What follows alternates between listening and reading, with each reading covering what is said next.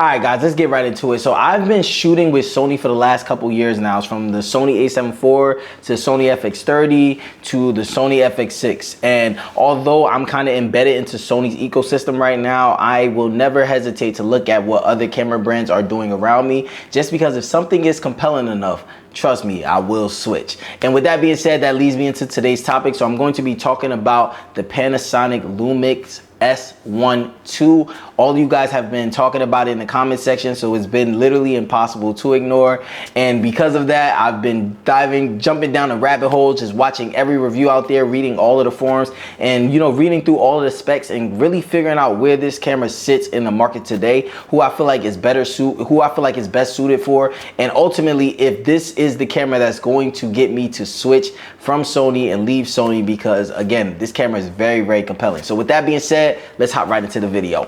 Yo, if you like content like this, make sure you like and subscribe to your boy. Again, we on the road to 1,000, but let's get right into it. All right, so I'm gonna start this off by being completely honest. When I first heard of Panasonic and Lumix, that is not the first camera brand that I think of when it comes to the mirrorless filmmaking camera space. And I'm not saying that Panasonic and Lumix does not make amazing cameras, because they do. They've been making really good cameras for a while now, but there was always drawbacks that kind of just stirred me away from buying their cameras, and I never really gave it the fair chance because of those drawbacks. But with this camera, they've addressed so many things and also added a lot of things that a lot of people have been screaming for to be put into their cameras today, whether you're shooting Sony, Canon, Nikon, whatever it is. So with that being said, I looked at this camera and it really made me think, is this the camera that's realistically gonna pull people away from Sony, Canon, Nikon, whatever other camera you're shooting with? So with that being said, I'm gonna give you guys my first impression based off of the specs. All right, so on the spec sheet, so some of the specs that really stood out to me,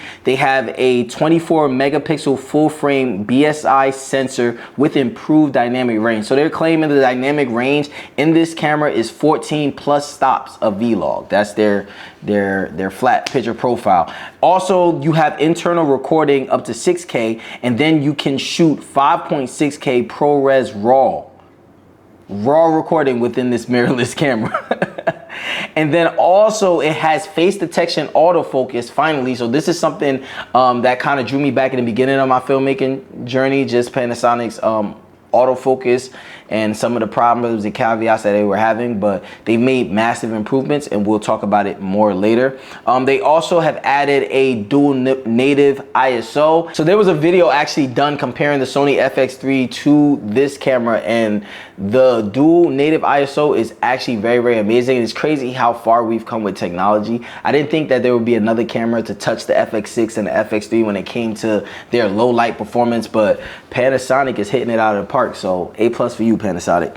Also, there is a full-size HDMI port. So this is very big for anyone that is using external monitors and other reasons to use HDMI ports, whether you're using live streams and different things like that. This just makes it more pro ready and ready to be used in professional settings. And also there's open gate recording and anamorphic support. So that's very, very big, especially in today's day and age when we are just trying to be as creative as possible on our little budgets. We don't have the cinema budgets, but we have our budgets, our creative people using a mirrorless camera. You get what I'm saying? Another big feature that it also has is the 32-bit float recording. This is big for someone like me that likes to shoot a lot of documentary style content, interview style stuff, even corporate work. You know that you are getting reliable audio with that 32-bit float. Essentially, it's like shooting raw photos or raw videos with audio. Just think about it that way. You have way more flexibility, latitude. It's harder to peak the audio and stuff like that. So you're getting very, very clear audio, which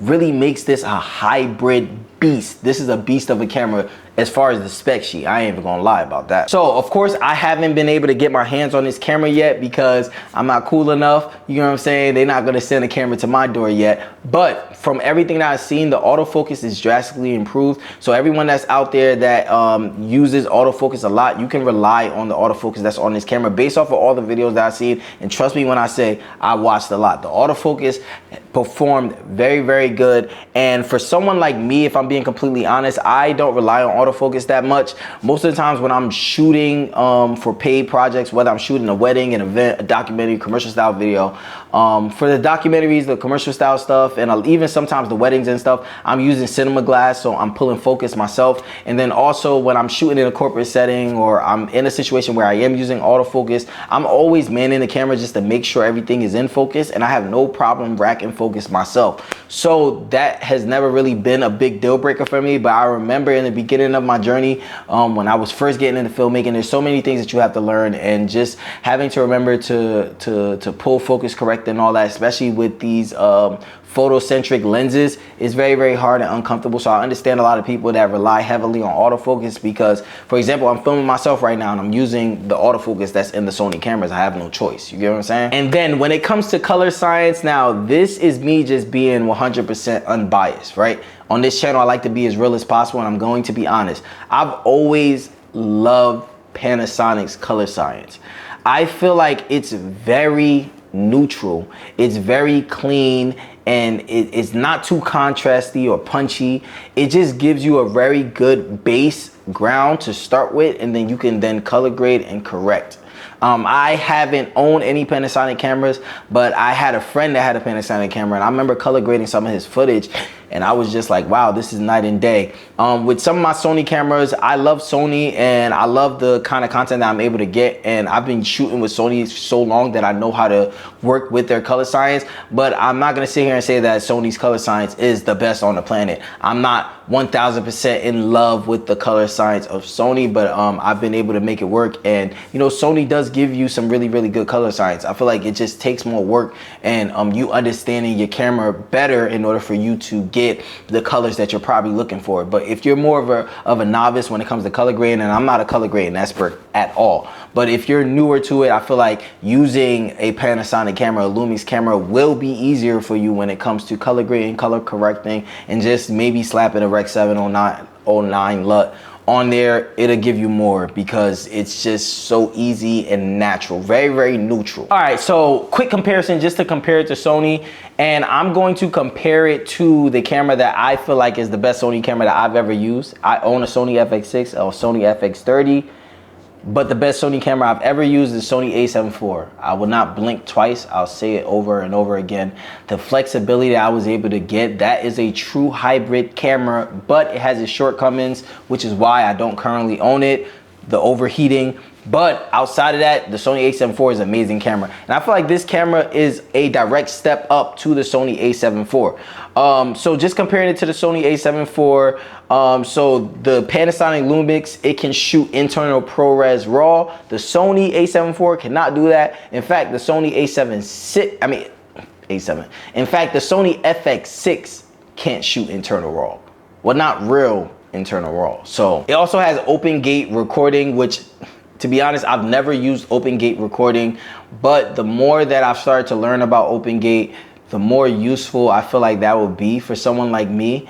There's a lot of times where I'm shooting content for clients that is going on multiple platforms, and shooting open gate just allows you to have a larger image, so you can shoot something and then crop in vertically and not lose as much of your frame, and then you can also shoot something and just keep it the regular, you know, landscape, like standard TV type of format. So having a camera that can shoot open gate can definitely be something that will help me out a lot, especially when it comes to content creation, my YouTube videos, posting on YouTube, plus posting on YouTube Shorts, plus posting on Instagram, and then working with clients that way. So I can definitely see that being extremely beneficial. And the more I talk about all this stuff, the more compelled I feel. But we'll continue. The 32-bit float recording is also an upgrade that this camera has that my Sony cameras do not have. I have not used internal 32-bit float like within my camera. I do have external recorders that allow me to record 32-bit float. So even though this is an amazing upgrade, it's not something that I feel like I need. I'm gonna go spend $3,000 because I need that 32-bit float audio, but it's definitely something that's very nice to have. And let's talk about the trade-offs. So when comparing the Panasonic to a lot of Sony cameras, the Panasonic is a little bit heavier. That can be a trade-off, but again, I'm used to using heavy cameras, so that won't really be a problem for me. In most fast-paced environments, Sony's autofocus does still hold an edge. Okay, to be determined. When I get my hands on the camera, I will see if Sony really does hold the edge, but from all my research and everything I see the autofocus on Sony is better. Another trade-off, the L mount. The L mount system is still not as deep and as versatile and as affordable as the Sony E mount system. And that is probably the biggest trade-off for me. The only reason why I switched to Sony, if I'm being completely honest, I was a Canon shooter 1000%. And I switched to Sony because I wanted more flexibility when it came to my lens option. Because I was so amazed by how many options there were out there for affordable, good, clean glass for Sony, that ultimately made me make the switch, because I felt like Sony would be way better suited for someone like me who didn't want to break the bank on all of the top of the line lenses, but still wanted amazing quality. So with Sony, you have access to everything: Sigma, Tamron, everything you could think of. And then a lot of cinema glass is being put out as Sony E mount. Of course, you could put adapters to adapt it to PL mount. And I'm not saying that the L mount does not have amazing glass, does not have Sigma glass, does not have Tamron glass. That's not what I'm saying at all. L mount actually does have a lot of compelling things. So I'm not gonna let this fully deter me, but that is definitely something to think about for sure. So with that being said, who do I feel like this camera is for? If you don't have a camera already, or you are 100% in the market to buy a new camera and you don't have loyalty towards lenses and all that other stuff, I would say this camera is for a true hybrid shooter. If you are a hybrid shooter, but you are a filmmaker first, so you're more video centric, someone like me basically, you shoot majority video, but you do some photography, and you want to dibble and dabble in both of those worlds, I feel like this camera really is perfect for someone like that. This camera really does fit that hybrid role and that hybrid niche, and I feel like it is an amazing camera. If I was starting off brand new today, I feel like I would be very, very close to buying this camera. I don't know if I would buy it yet. I don't know what else is going to release within the next couple of days, but I would definitely buy this camera. Now, just to answer the elephant in the room, the question, is this camera going to make me switch? No, not yet.